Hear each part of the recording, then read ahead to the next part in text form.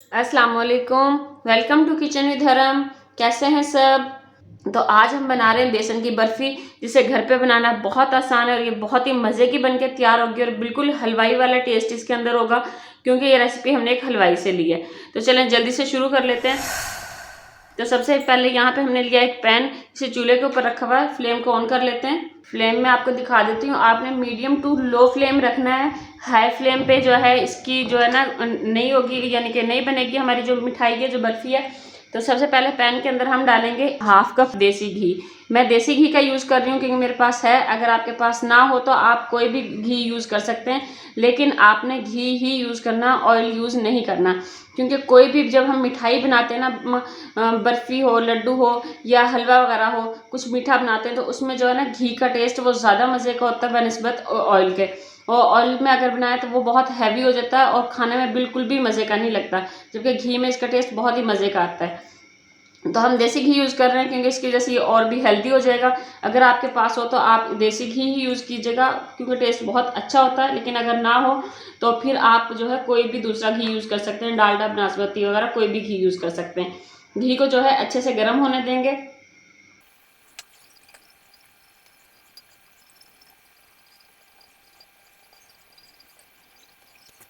तो यहाँ पे घी हमारा गर्म हो चुका है। अब इसके अंदर डालेंगे हम 1 कप हमने बेसन लिया है। जब भी आप बेसन की बर्फ़ी बनाएं या बेसन के लड्डू बनाएं तो आपने इस चीज़ का ख्याल रखना कि बेसन आपका जो है ना वो बहुत अच्छी क्वालिटी का होना चाहिए, क्योंकि अगर हमारी मिठाई में टेस्ट जो है ना वो बेसन की वजह से ही आएगा।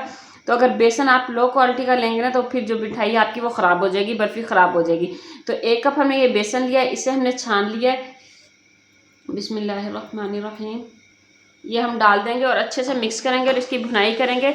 मीडियम टू लो फ्लेम पर ही हमने इसकी भुनाई करनी है। तकरीबन 4 से 5 मिनट इसकी भुनाई में हमें लगेंगे।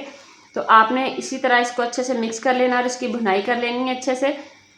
हमने इसको बहुत ज़्यादा कलर नहीं देना, हमने बस हल्का लाइट ब्राउन सा इसका कलर होना चाहिए, एक अच्छी सी भीनी सी खुशबू आ जाए इसके अंदर से, इतना ही इसको भूनना है। और इसकी भुनाई कंप्लीट होने पर मैं आपको चेक यानी कि बताऊंगी कि आपने इसको किस तरह से चेक करना है कि हमें पता चल जाए कि हमारा बेसन जो है परफेक्ट भुन गया है कि नहीं।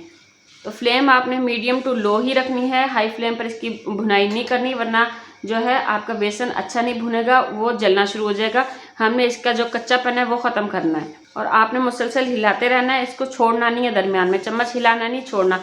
जब भी आप भुनाई करें किसी भी चीज़ की, मिठाइयों के लिए स्पेशली, तो आप उसको लो फ्लेम पर भुना करें, ताकि उसका कच्चापन जो है वो अच्छे से ख़त्म हो जाए और एक बहुत ही मज़े का टेस्ट भी आता है इससे। तो फ्रेंड्स, यहाँ पे बेसन हमारा जो है वो अच्छे से भुन चुका है, बर्फ़ी के लिए जितना हमें भुनना था। अब आपने चेक किस तरह करना, आपको कैसे पता चलेगा कि परफेक्ट ये भुना है कि नहीं? आपने क्या करना है कि किसी बर्तन में पानी लेना है, हाथ डिप करने और इसको ऐसे छिड़क के देखना है।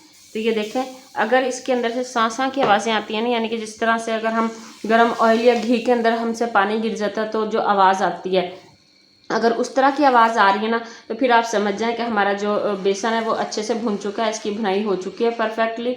तो इसे अब हम उतार देंगे, एक साइड पे रखेंगे और इसका शीरा तैयार कर लेंगे जल्दी से।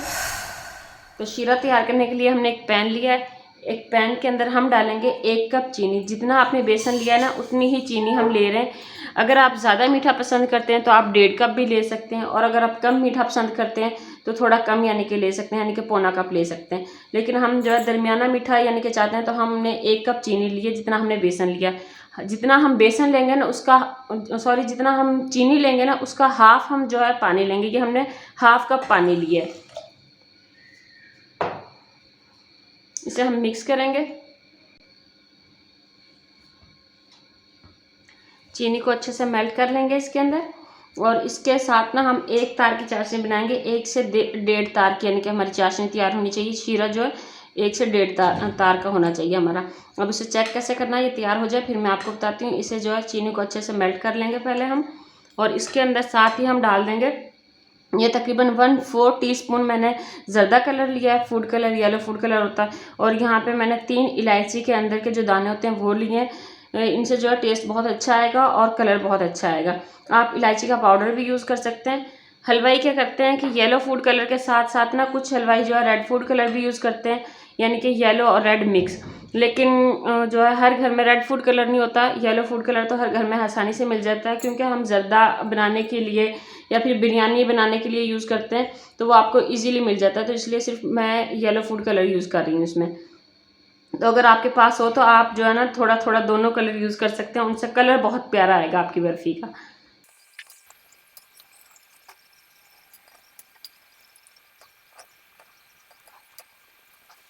तो यहाँ पे आप देख सकते हैं चीनी जो है अच्छे से मिक्स हो चुकी है, डिज़ोल्व हो चुकी है और पानी जो है अच्छे से उबल रहा है। इसको तकरीबन 3 से 4 मिनट हम पकाएंगे, तो इंशाल्लाह 3 से 4 मिनट में हमारा शीरा जो है वो तैयार हो जाएगा। तो यहाँ पे चाशनी हमारी तैयार है। आप चेक कैसे करना है ये देखें, अगर स्पून से गिर रहा है ना तो तार बन रही है, इस तरह भी आप चेक कर सकते हैं। और अगर इस तरह नहीं तो आप जो है ना फिंगर के साथ लगाएं और इस तरह ये देखें, ये देखें ये तार बन रही है ना, इस तरह आप इसको चेक कर सकते हैं। तो ये हमारी एक तार की चाशनी जो है तैयार है। फ्लेम को बंद कर देंगे और चाशनी को जो है जल्दी से बेसन के अंदर डालेंगे, जो बेसन हमने फ्राई करके रखा हुआ था। बेसन को एक दफ़ा हिला लेते हैं। बिस्मिल्लाहिर्रहमानिर्रहीम।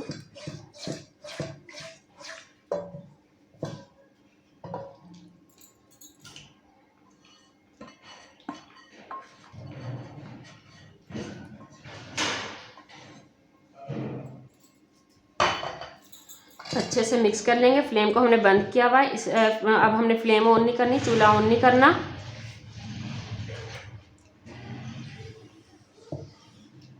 और इसे हिलाते हुए हम थोड़ा सा ठंडा करेंगे, यानी कि रूम टेम्परेचर पे लेके आएंगे।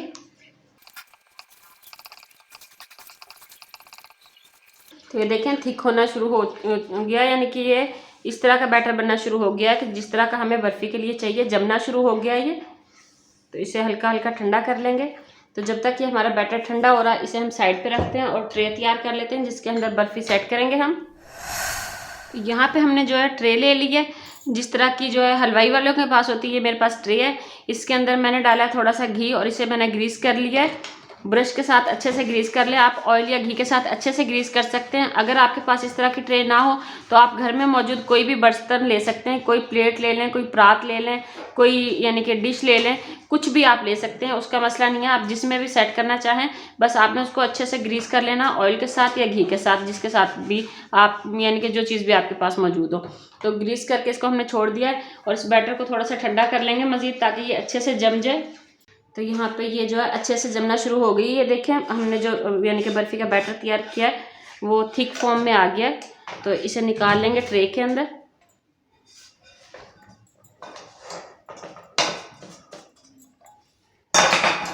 और अच्छे से सेट कर लेंगे। आप थिकनेस जो है इसकी अपने हिसाब से रख सकते हैं, जितना मोटा रखना चाहते हैं, जितना बारीक इसको रखना चाहते हैं। तो इसे हम फैला लेंगे अच्छे से।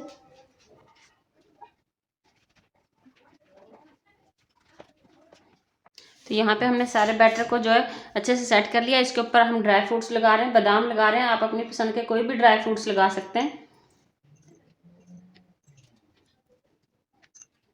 और इन्हें अच्छे से प्रेस कर देंगे ताकि अच्छे से सेट हो जाए इसके अंदर। और रेस्ट करने के लिए छोड़ देंगे इसे तकरीबन 4 से 5 घंटे। आपने इसको लाजमी रेस्ट देना ताकि ये बर्फ़ी अच्छे से सेट हो जाए। तो मिलते हैं आपसे 4 से 5 घंटे में। बर्फ़ी हमारी सेट हो चुकी है, इसे कट कर लेते हैं। बिस्मिल्लाहिर्रहमानिर्रहीम।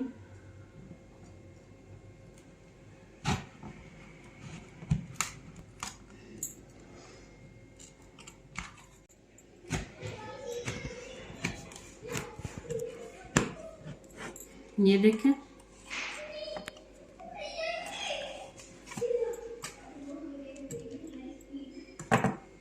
ये देखें, और इसे तोड़ के भी दिखा देते हैं आपको कितनी सॉफ्ट है। बहुत ही ज़बरदस्त हमारी जो है बर्फ़ी तैयार हुई है, मुंह में घुल जाने वाली। तो अगर आपको हमारी आज की वीडियो पसंद आई है तो इसे लाइक करें, शेयर करें। अगर आपने हमारे चैनल को सब्सक्राइब नहीं किया तो इसे सब्सक्राइब कर लें ताकि ऐसी ही आसान और मज़ेदार रेसिपीज़ देखने को मिलती है।